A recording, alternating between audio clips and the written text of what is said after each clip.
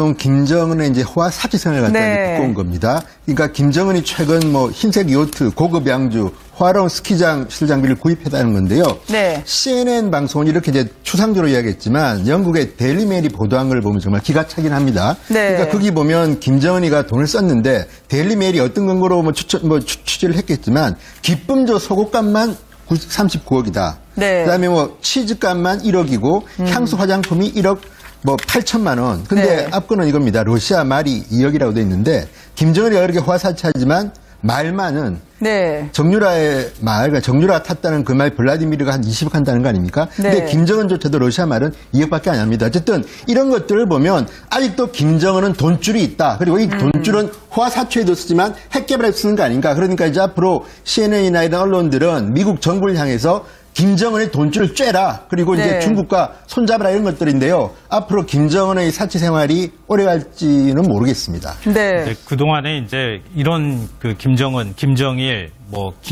김일성 일가가 어느 정도 호화 생활을 했는지에 대한 얘기들은 굉장히 많이 나왔어요. 그랬죠. 비슷한 보도들이 나온 것도 굉장히 그랬죠. 많았거든요. 네. 많았는데 아직까지도 이 돈줄을 차단하고 있지 못하고 있다는 얘기는 차단하기가 그만큼 어렵다는 얘기예요. 네. 그러니까 북한이 대외무역 자체를 완전히 금지시켜가지고 지금 경제 제재하는 수준보다도 훨씬 더 고강도 경제 제재를 해야지 뭐 가능한 일이 될 수 있을지 모르겠지만 한 국가의 어떤 대외무역 자체를 완전히 못하게 만드는 게 그게 과연 가능한 일인가. 더군다나 북한은 네. 뭐 여러 가지 밀수라든가 이런 것들에 또 연루돼 있다는 얘기도 하고 있거든요.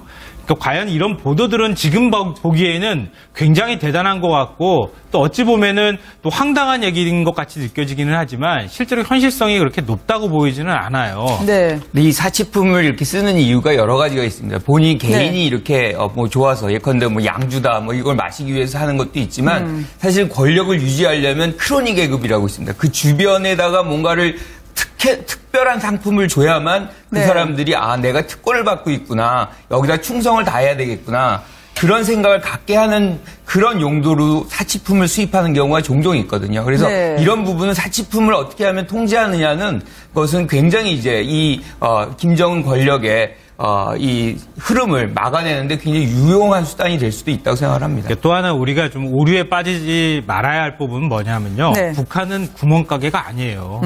한 나라예요. 굉장히 네. 큰 국가고요. 인구도 굉장히 많습니다. 수천만이고요.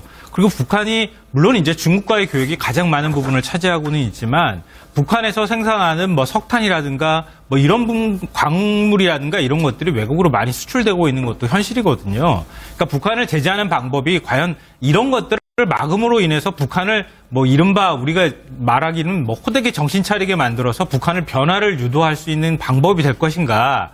이런 거에 대해서는 저는 조금 회의적이긴 한데요. 오히려 더 실효성이 있는 제재 방법들을 찾아나가는 과정에서 이런 것들이 좀 논의됐으면 좋겠고 저 큰 틀 안에서 북한을 좀 압박할 수 있는 좀 더 실효적인 방법들에 관한 고민들이 같이 좀 병행이 돼야 될 것 같습니다. 지금 충성을 다해야 되겠구나.